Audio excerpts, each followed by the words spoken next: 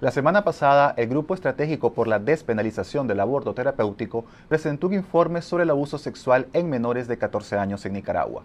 Los datos que exponen son alarmantes. El Instituto de Medicina Legal registra hasta 13 casos de violencia sexual por día en el país. Y la cifra podría aumentar si se toma en cuenta que solo apenas el 5% de las víctimas interpone una denuncia. El estudio, titulado Embarazo impuesto por violación, encontró la ineficiencia por parte de las autoridades del gobierno encargadas de proteger a las víctimas. Para hablar sobre los hallazgos del estudio, nos acompañan hoy en el programa Marta María Blandón, directora de IPA Centroamérica, y la doctora ginecobstetra Ligia Altamirano. Muchas gracias por estar con nosotros. Hola. Gracias. Doctora Altamirano, comencemos hablando del estudio en sí. ¿Cómo se formuló? ¿Cómo lo trabajaron para encontrar estos hallazgos? Sí, el estudio, sí, como usted muy bien dice, se llama Embarazo impuesto por violación, niñas madres menores de 14 años. Es un estudio cuantitativo, en donde se tiene un universo de 15 niñas y algunas adolescentes que comenzaron a ser abusadas desde muy temprana edad, tan temprano como desde los 9 años, embarazadas 2 años después. La niña menor, el embarazo menor que se tiene en este grupo es a los 11 años y el mayor pues a los 13, puesto que se trata el estudio de niñas menores de 14 años.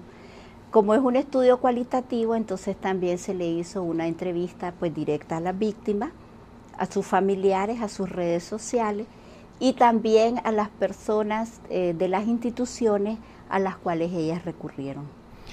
Marta María, ustedes hablan en el estudio de que se reportan anualmente 1.600 casos de violación en niñas menores de 14 años. Sin embargo, debe haber un gran subregistro, ¿no? Es decir, ¿cuántas personas ponen una denuncia ante las autoridades en estos casos? Sí, nosotros hemos obtenido esa cifra de los datos de egresos hospitalarios de las estadísticas del Ministerio de Salud. Es el único dato con el que contamos.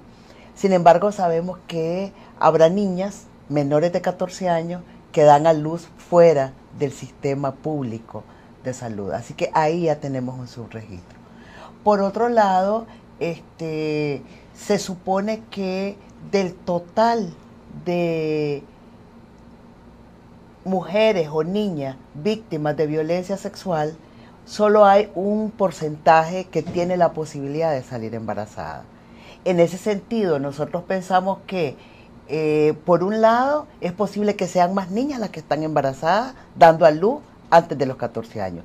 Y de hecho, son mucho más las víctimas menores de 14 años que han sido víctimas de violencia sexual que no resultaron embarazadas. Por eso nosotros decimos que el problema es grande, que las cifras que podemos contar con certeza ya son dramáticas, pero además estamos seguras que pueden ser mayores. Así que por eso es que estamos haciendo una alerta nacional para que todas las instituciones, instancias, sociedad civil, hagamos algo, porque esto es un asunto muy grave y que nos compete a todos hacer algo para evitarlo y reducirlo al menos.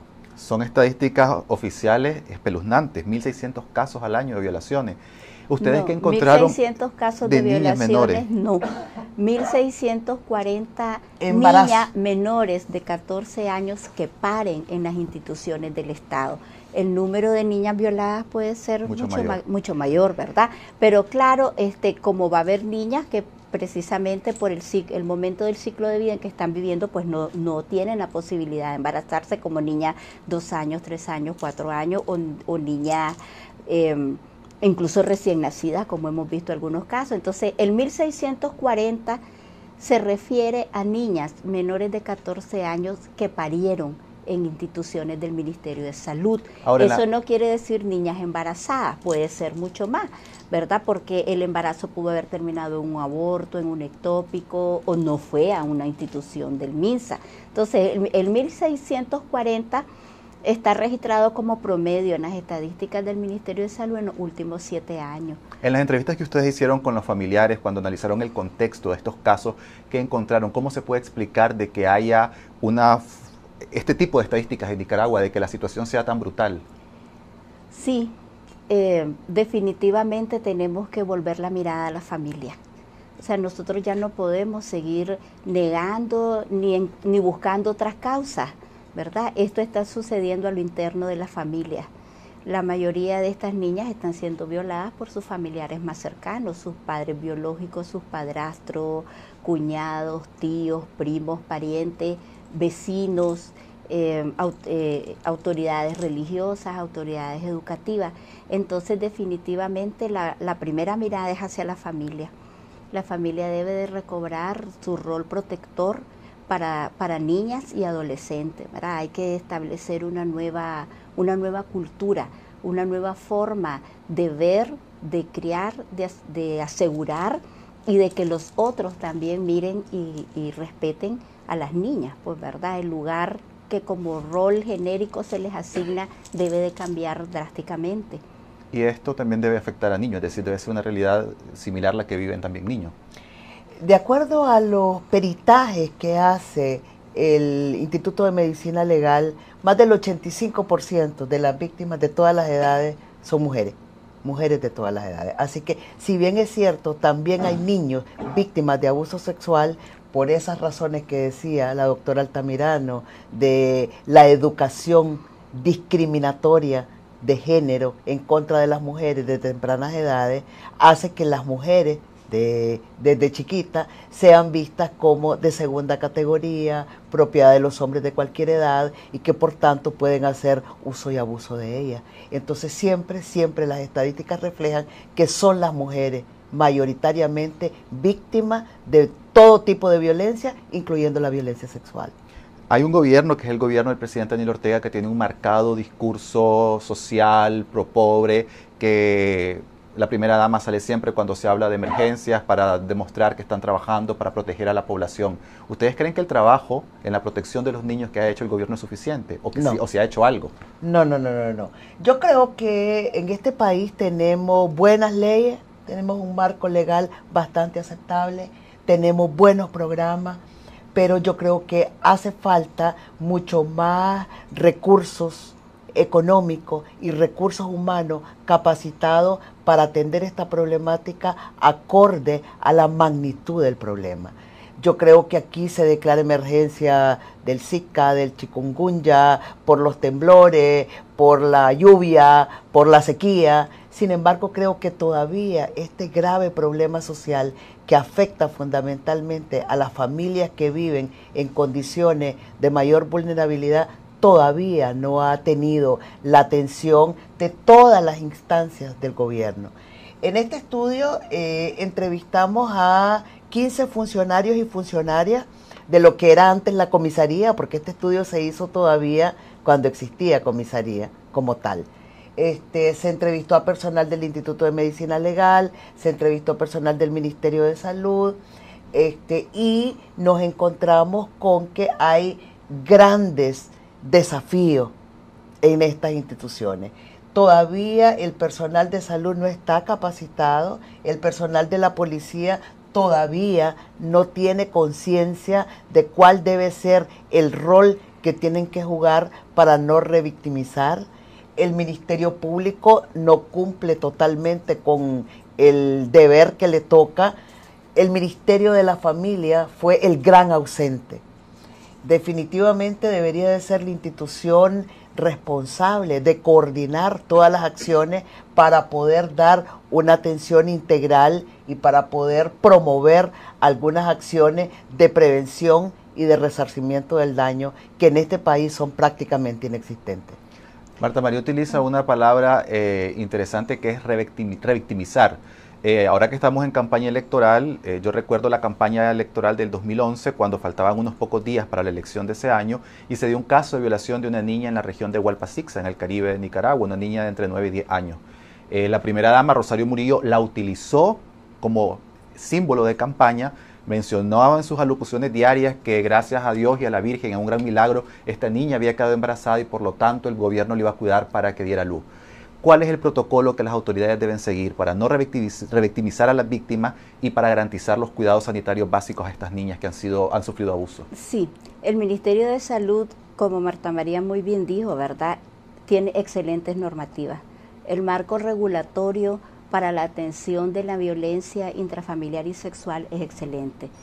Entonces ahí está conceptualizada la violencia como una emergencia médica humanitaria, porque eso es lo que es la violación sobre todo, porque esto ya trasciende, ¿verdad? Aquí no es abuso, no es violencia, es violación.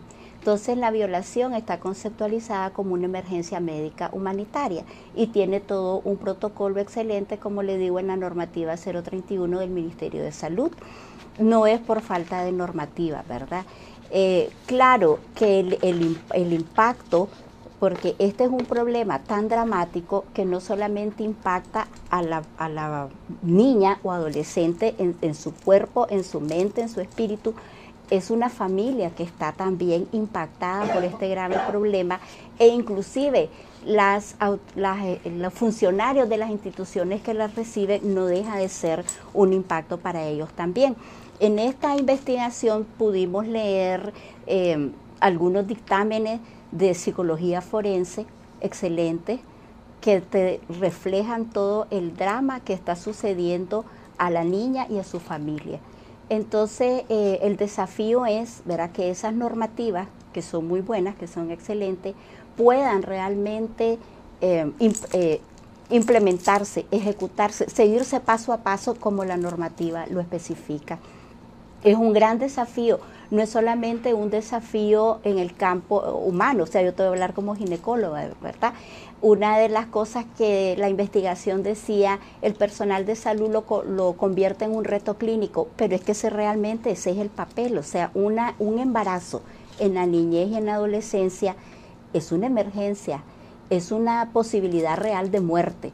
Y el papel que le toca hacer, por ejemplo, al trabajador, al proveedor de los servicios de salud, es asegurar la vida, la supervivencia, en este caso de los dos, ¿verdad? Tanto de la niña que está embarazada como del producto que van a hacer. Pero ¿qué pasa en un contexto en el que, por ejemplo, el aborto terapéutico ha sido penalizado y quienes lo practican pueden llegar a ser juzgados y encarcelados? Mira, uno de los hallazgos a propósito de tu pregunta de este trabajo fue que el 100% de las niñas manifestaron no querer ese embarazo. Toditas dijeron que no querían tener un hijo, una hija del violador. Eso fue unánime. Sin embargo, dado el contexto legal, nadie les ofertó una posibilidad de interrumpir el embarazo porque los médicos, el personal de salud tiene las manos atadas. Entonces fue muy triste cómo por donde fueron pasando las niñas, en la comisaría, en el Instituto de Medicina Legal, en el Ministerio de Salud, las que tuvieron acceso a Mi Familia, todos los funcionarios, todos los adultos se encargaron de convencer a la niña que su obligación era dejar de ser niña, olvidarse de su sueño, olvidarse de la escuela, olvidarse de la diversión y ocuparse ahora de ser una mujer adulta y asumir la responsabilidad de cuidar ese embarazo y el futuro recién nacido que van a tener. Eso fue muy triste y hay testimonios aquí que realmente dejó impactado al personal que hizo este trabajo y el día que lo presentamos, por ejemplo, todo el drama que significa para estas niñas dar de mamar. Cómo realmente sufrieron una presión, son niñas de 12, 13, 14 años. Y el enfoque de todos los funcionarios fue, tienes que ser responsable, tienes que asumir este rol, olvidándose que no fue un embarazo, que cómo lo van a buscar, que no fue algo que voluntariamente accedieron a tener una relación sexual, fue un acto violento, fue producto de un delito y sin embargo todos los adultos a su alrededor se encargaron de convencerla, entre comillas, obligarla en la concreta a que deje de ser niña y se convierta en una madre de la noche a la mañana. De hecho, uno de los titulares que utilizan ustedes para promocionar el informe es bastante fuerte. Yo no quiero a ese hombre, yo no quiero tener un niño. ¿Cómo se puede conseguir otros investigadores que nos están viendo o el público que esté interesado en este informe? Bueno, tenemos dos resúmenes pequeños que están disponibles en las oficinas del GEDAT y en las oficinas de IPA. Vamos a subirlo próximamente tanto en la página del GEDAT como en la página de IPA, que han sido los patrocinadores de este estudio. Tenemos el informe completo que lo estamos distribuyendo y tenemos disponible para cualquier investigador, cualquier centro académico o de estudios relacionados a este tema, están a la orden. La página es GEDAT.org.ni y de IPA.org los teléfonos 2277-1479, 2270-2012. Con muchísimo gusto se pueden meter a cualquiera de las dos páginas y solicitar tanto el informe completo como los resúmenes. Quisiera terminar diciéndoles que dentro de esta investigación hemos sometido una carta que esperamos entregarle al presidente de la República, firmada por todas las personas que asistan a las distintas actividades y foros de difusión de este trabajo, para pedirle al presidente de la República y a los distintos poderes del Estado que consideren la revisión de la ley. Estas niñas merecían tener otra alternativa. Estas niñas no merecían ser obligadas a los 14, 13, 12 años a ser madre. Así es que tanto el grupo estratégico como IPA Centroamérica y todas las organizaciones que estamos trabajando por revertir la ley, estamos promoviendo que la gente actúe, que hagamos algo y que le digamos a las autoridades de este país que ya no es posible que sigamos criminalizando mucho más a las niñas que han sido víctimas de violación. Bueno, muchas gracias, Marta María, muchas gracias, doctora Altamirano, por estar hoy con nosotros en el programa.